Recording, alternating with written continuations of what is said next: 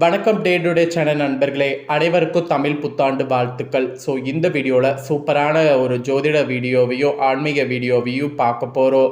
So என்ன பார்க்க போகிறோங்கிறத வீடியோவை ஃபுல்லாக பாருங்கள். Welcome back day to day channel நண்பர்களே. இன்றைக்கி நம்ம சேனலில் என்ன பார்க்க போகிறோன்னா ஒரு முக்கியமான ஜோதிட தாள்களை தான் பார்க்க போகிறோம். ஸோ என்ன ஜோதிட தாள்கள் பார்க்க போகிறோம் அப்படிங்கிறத ஃபஸ்ட்டு இன்ட்ரோவில் ஷேர் பண்ணுறேன். அதாவது நேரமானது சூப்பராக நெருங்கிடுச்சு. நேரம் நெருங்க ஒவ்வொருவருக்குமே அதிர்ஷ்டமானது வர ஆரம்பிச்சிருச்சு. என்ன நேரம் நெருங்கிடுச்சு அப்படின்னு கேட்குறீங்களா? ஏப்ரல் மாதத்தில் 14ஆம் தேதி தமிழ் புத்தாண்டானது பிறக்க இருக்கக்கூடிய இந்த ஆண்டுக்கான மாற்றங்கள் ஒவ்வொரு ராசிக்காரங்களுக்கும் இருக்குது. அந்த மாற்றங்களை பற்றி தான் இன்னைக்கு இந்த வீடியோவில் சிம்மம் ராசிக்காரங்களுக்கு பார்க்க போகிறோம். சிம்மம் ராசியில் பிறந்தவங்க இந்த ஒரு வீடியோவை ஸ்கிப் பண்ணாமல் பாருங்கள். உங்கள் ராசிக்கு கிரகங்களால் என்ன நடக்குங்கிறத தெரிஞ்சு அதற்கேற்ப நடந்து பயன் பெறுங்க. ஆக்சுவலி இந்த டைம் பார்த்தீங்கன்னு வச்சுக்கோங்களேன், இந்த புத்தாண்டு சாதாரணமாக பிறக்கலை, ரொம்பவே சிறப்பான முறையில் பிறக்குது. அதனால் புத்தாண்டு பிறக்கக்கூடிய சிறப்புகளையும் சொல்கிறேன், முதல்ல அதை தெரிஞ்சுக்குங்க. சிவன்மலை ஆண்டவர் உத்தரப்பொருள் எப்படி சமுதாயத்தில் தாக்கங்களை ஏற்படுத்துமோ அது போல் தமிழ் புத்தாண்டில் கிரகங்கள் இந்த மாதிரி தாக்கங்களை பஞ்சாங்கத்திலோட அடிப்படையில் ஏற்படும் என்பது உங்கள் ராசிக்கு குறிப்பிடப்பட்டிருக்கு. ஸோ என்ன பலன் அப்படிங்கிறத வாங்க பார்க்கலாம். முதல்ல இந்த புத்தாண்டு பற்றிய சிறப்புகளை சொல்லிடுறேன், அதை முதல்ல தெரிஞ்சுக்குங்க. சித்திரை மாதத்தில் முதல் நாளானத அந்த தான் தமிழ் புத்தாண்டாக கொண்டாடப்படுது. இந்த வருட தமிழ் புத்தாண்டு 2026 ஏப்ரல் 14 அன்னைக்கு செவ்வாய்க்கிழமை கொண்டாடப்பட இருக்கு. இந்த நாள் தமிழர்களுடைய பாரம்பரிய புத்தாண்டு நாளாக கொண்டாடப்பட இருக்கு. இது தமிழ் மரபுகளை பேணி வளர்க்கக்கூடிய நாளாகவும் கருதப்படுது. அதே போல நமது பண்பாட்டு வேர்களை வலுப்படுத்தி கொள்ளக்கூடிய நாளாகவும் சொல்லப்படுது. இந்த நாளில் தான் இயற்கையும் ஒரு புதிய தொடக்கத்தை அறிவிக்கும். உதாரணத்துக்கு மரங்களில் பூக்கள் பூக்கிறது, இலைகள் துளிர்க்கிறது, விவசாயிகள் புதிய விதைகளை விதைக்கிறது, இந்த மாதிரிலாம் பண்ணப்படும். அதோடு இந்த நாளில் கிரக ரீதியாக பார்க்கும்போது சூரியன் மேசராசியில் பிரவேசிப்பார். இதனால் இந்த நாள் மேசராசி தொடங்கக்கூடிய நாளாகவும் அழைக்கப்படுது. இப்படி பலதை சொல்லிக்கிட்டே இருக்கலாம். தமிழ்நாட்டில் இந்த நாளை பல விதமாக கொண்டாடுவாங்க, நாமளும் கொண்டாடணும். வீடுகளை நன்கு சுத்தம் செய்கிறது, கோலம் போடுறது, மாயில தோரணம் கட்டுறது, வீட்டு வாசலில் மஞ்சள் குங்குமம் அரிசி மாவா ஆகியவற்றால் அழகாக வரவேற்பு மாதிரி ரெடி பண்ணுறது, இந்த மாதிரிலாம் பண்ணி இந்த நாளை வரவேற்கணும். இந்த நாளில் மெயினாக புதிய உடைகளை அணிந்து கொள்ளும். குழந்தைகளுக்கும் புதிய உடைகள் வாங்கி தரணும். எல்லாத்துக்கும் மேலே இந்த நாளில் முதியவர்களை வணங்கி ஆசீர்வாதம் பெறணும். அதோடு நெல், அரிசி, பழங்கள், வெல்லம், தேன் ஆகியவற்றை சேர்த்து நெய்வேத்தியம் செய்யணும். இதோடு விசிறி, கண்ணாடி, பூக்கள், பழங்கள், நகைகள் ஆகியவற்றையெல்லாம் வைத்து கனி மாதிரி ஒன்று ரெடி பண்ணி அலங்காரம் பண்ணும். இந்த கனியை முதல்ல கடவுளுக்கு சமர்ப்பிக்கணும். பின்னர் குடும்ப உறுப்பினர்கள் எல்லாரும் இந்த நாளில் இதை பார்க்கணும். இந்த நாளில் பாரம்பரிய உணவுகளான மாங்காய் பச்சடி, நீர்மோர், புளிப்பு, இனிப்பு, உப்பு, கசப்பு, காரம், துவர்ப்பு ஆகிய அறுசுவைகள் கலந்த உணவுகளை தயாரிக்கணும். இந்த அறுசுவை உணவுகள் வாழ்க்கையில் வரக்கூடிய ஏற்றங்களை அங்கீகரிப்பதாக குறிப்பிடப்படுது. அதோடு இந்த நாளில் தமிழ் இலக்கியங்களை படிங்க, இல்லை புதிய புத்தகங்களை வாங்குங்க. மெயினாக கோவிலுக்கு சென்று வழிபாடு செய்யுங்க, தானம் செய்யுங்க, ஏழைகளுக்கு உணவு வழங்குங்க, உறவினர்கள் நண்பர்களை சந்தித்து புத்தாண்டு வாழ்த்துக்களை பரிமாறுங்க. இந்த நாளில் எதை முதலில் பார்க்கிறோமோ அது அந்த ஆண்டு முழுவதும் நமக்கு நன்மை தரும்னு நம்பப்படுது. அதனால காலை எழுந்ததும் தாய் தந்தையரை வணங்கி ஆசீர்வாதம் பெறுங்க. பின்னர் இறைவனை வழிபாடு செய்யுங்க. நல்ல விஷயங்களை இந்த நாளில் முதல்ல பார்க்க முயலுங்க. இந்த நாளில் புதிய முயற்சிகளை தொடங்குங்க, புது வியாபாரம் பண்ணுங்க, புது வேலை தொடங்குங்க, புதிய வீடுக்கு ஏதாவது ஷிஃப்ட் ஆகுறதுனா பண்ணுங்க. இந்த மாதிரி புதிய காரியங்கள் இந்த நாள் எது வேணாலும் செய்யலாம். இந்த நாள் அதுக்கு சிறந்ததாக கருதப்படுது. ஸோ இதுதான் இந்த நாளுடைய சிறப்பு. ஸோ இந்த நாளுடைய சிறப்பு மட்டும் இல்லாமல் என்ன பண்ணுங்கிறதையும் உங்களுக்கு சொல்லியிருக்கேன். இப்போ உங்களுக்கான பலன்களை சொல்ல போகிறேன். 2026 தமிழ் புத்தாண்டு ராசி பலன் உங்கள் ராசிக்கு சொல்கிறேன். தெளிவாக உங்கள் ராசிக்கு பலன்களை நோட் பண்ணிக்கோங்க. புகழ்ச்சியை விரும்பக்கூடிய சிம்ம ராசினரு புகழ்ச்சியில தான் மகிழ்ச்சி அடைய போறீங்க.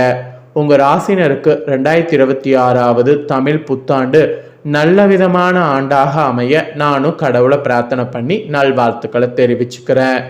லாபஸ்தானத்தில் குரு பகவான் சஞ்சரிக்கக்கூடிய காலம் வரை பொருளாதாரத்தில் நல்ல வளர்ச்சி இருக்கும். தாராள தனவரவு உங்களுக்கு உண்டாகும். வீட்டில் கூட சுப விசேஷங்கள் பயங்கரமாக நடக்கும். புதிய புதிய வாய்ப்புகள் நீங்கள் எதிர்பார்க்காத போது கைகூடும். உங்களை சாதாரணமாக நினைத்தவர்கள் உங்களுடைய திறமைகளை உணர்வாங்க. சவாலான செயல்களை கூட நேர்த்தியாக செய்து முடித்தீங்கன்னா வெற்றி வாகை உங்களால் சூட முடியும். பட்டம் பதவி போன்ற அதிகார அதிர்ஷ்ட வாய்ப்பு கை கொடுக்கும். அதை எல்லாத்தையுமே நல்லா பயன்படுத்திக்குங்க. அப்புறம் சிம்ம ராசிக்கு 5-8 அதிபதியான குரு பகவான் ஜூன் 2, 2026 வரை 11ஆம் இடமான லாபஸ்தானத்தில் சஞ்சரிப்பார். அதன் பிறகு 12ஆம் இடமான விரயஸ்தானத்திற்கு செல்கிறார். அஷ்டம சனியின் தாக்கத்தால் பிரிந்து வாழ்ந்த தம்பதிகளுக்கு சேர்ந்து வாழக்கூடிய விருப்பம் இந்த ஆண்டு அதிகரிக்கும். தொழில் அபிவிருத்தி உண்டாகும். எதிர்பார்த்ததை விட அதிக வருமானம் கிடைக்கும். வீடு மனை வாங்கி மகிழ்ச்சியாக இருப்பீங்க. பூர்வீக சொத்துக்கள் உங்கள் கைக்கு சேரும். அதுவும் கர்ப்பிணி பெண்களாக இருக்கக்கூடியவங்களுக்கு ஆண் மகன் பிறக்கும். வியாபாரிகளுக்கு விற்பனை அதிகரிக்கும். நிலுவையில் உள்ள சம்பள பாக்கிகள் சேரும். பெண்களுக்கு வேலை பார்க்கக்கூடிய இடத்துல இணக்கமான சூழ்நிலை உண்டாகும். பணி நீக்க செய்யப்பட்டவர்கள் மீண்டும் பணியில் சேரக்கூடிய வாய்ப்பு இந்த தமிழ் புத்தாண்டில் கிடைக்கும். அதோடு தீர்த்தமாக யோசிக்காம எடுக்கக்கூடிய முடிவு எதிர்காலத்தை கேள்விக்குறியாகும். இதனால விவசாயிகள் பயிர் காப்பீடு செய்வது அவசியம். சட்ட சிக்கல்கள் காரணமாக மன அமைதி குறையும் என்பதால் எந்த விதமான சட்ட சிக்கலாக இருந்தாலும் நீதிமன்றப்படி ஏறுவதை தவிர்த்து பேசி தீர்க்க முயல வேண்டும். எளிதில் முடிய வேண்டிய காரியங்கள் மனசஞ்சலத்தால் தாமதமாகும். அதே போல யாருக்கும் பணம் கடனாக தரவோ வாங்கவோ கூடாது. இதெல்லாம் இந்த டைம் ரொம்ப கவனமாக பண்ணணும் என்பது குறிப்பிடப்படுது. நெக்ஸ்ட் உங்க ராசிக்கு 6-7க்கு அதிபதியான சனி பகவான் 2026 தமிழாண்டு முழுவதும் அஷ்டமஸ்தானத்தில் நின்று அஷ்டம சனியாக பலன் தருவார். உங்களை சுற்றி இருப்பவர்களுடைய உண்மையாக இருப்பவர்கள் யார், பகடக்காயாக பயன்படுத்துவர் யார் என்ற அனுபவ உண்மை உங்களுக்கு புரியும். அதோடு உடல் உபதைகள், நோய் தொந்தரவு, மாற்று வைத்தியத்தில் பலன் தரும். கொடுக்கல் வாங்கல்ல நிதானத்தை கடைபிடிக்க வேண்டும். தாய் வழியில மனக்கவலை, கருத்து வேறுபாடு உண்டாகும். அதோடு புதிய முயற்சிகளை சுயஜாதக பரிசீலனைக்கு ஏற்ப செய்வது நல்லது. பணவரவில் அப்பதான் முன்னேற்றங்கிறது இருக்கும். பெண்கள்லாம் நீங்கள் புதிய வாகனம் வாங்கிறது, ஆடம்பர பொருட்கள் வாங்கிறது, உல்லாச பயணம் செல்றது என்று இனிமையாக பொழுத கழிக்கணும். சிலர்லாம் பணி சுமை அல்லது ஆரோக்கிய குறைபாடு காரணமாக விருப்ப ஓய்வு பெற முடியும். தம்பதிகள் கூட அமைதி கடைபிடித்தீங்கன்னா நிலைமை சீராகும். அதனால அமைதியை கடைபிடிக்க மறக்காதீங்க. அப்புறம் குடும்பத்தில் இருப்பவர்களுக்கு கூட செய்கைகள் உங்களுடைய கோபத்தை தூண்டும்படியாக இருந்தாலும் நிதானத்தை கடைபிடிப்பது வீண் பிரச்சனைகளை தடுக்கும். பழைய வீட்டை புதுப்பிக்கிறது, பொழுதுபோக்கான விருந்து விழாக்களில் கலந்து கொள்வது, பிள்ளைகளுடைய திருமணம், கல்வி போன்ற சுப நிகழ்விற்கு எதிர்பார்த்திருந்த தொகை கிடைத்து பணவரவு சரளமாகிறது. இதெல்லாம் ஓரளவு இருக்கும். உங்கள் பேச்சால் முன்கோபத்தால் நல்ல வாய்ப்புகள் தள்ளி போகும். அதை மட்டும் பார்த்துக்குங்க. பணியாளர்கள் நீங்கள் சில ஔசூரியங்கள் ஏற்படலாம். அதனால பணியிடத்துல ரொம்ப விழிப்புணர்வோடு இருக்க வேண்டும். இதை தொடர்ந்து 2026 தமிழ் புத்தாண்டுல டிசம்பர் 5ஆம் தேதி வரை கேது பகவான் ராசிலையும் ராகு பகவான் சமசப்தமஸ்தானத்திலே சஞ்சரிக்கிறார். இது அஷ்டம சனி பிரச்சனை. ஜென்ம கேது ராகுவின் காலம் என்பதால் எதையும் எடுத்து கவிழ்த்தோம் என்று செய்யக்கூடாது. வாழ்க்கை என்பது கண்ணாடி பாத்திரம் என்பதை உணர்ந்து செயல்பட வேண்டும். எந்த கிரகம் உங்களுக்கு சாதகமாக இருந்தாலும் திருமண முயற்சியை தவிர்ப்பது நல்லது. விருப்ப விவாகமே பெற்றோர்களுடைய ஆசீர்வாத திருமணமாக இருந்தாலும் எழில் ராகு இருப்பதால் சில தவறான வாழ்க்கை துணையை தேர்வு செய்து பின் நாட்கள்ல வருந்த நேரம் என்பதால் திருமணத்தை இப்ப ஒத்தி வைப்பது சால சிறந்தது. பெண்களுக்கு வேலை பார்க்கக்கூடிய இடத்துல சில சங்கடங்கள் உண்டாகலாம். அதனால பார்க்கக்கூடிய வேலையை மாற்றலாம். பெண்கள் இந்த காலகட்டத்துல மாங்கல்ய சரடு மாற்றுவது, தாலி பெருக்கி போடுவது போன்றவற்றை தவிர்க்க வேண்டும்.